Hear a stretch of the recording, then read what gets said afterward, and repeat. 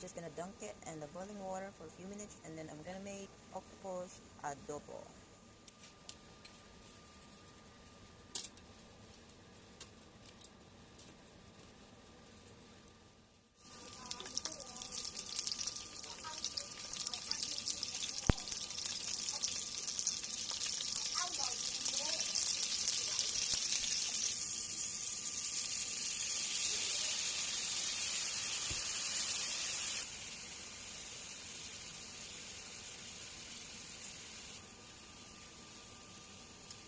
Oyster sauce, oyster sauce, oyster sauce, garlic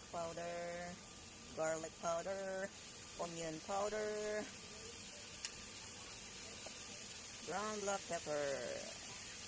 We'll stir it so they don't stick.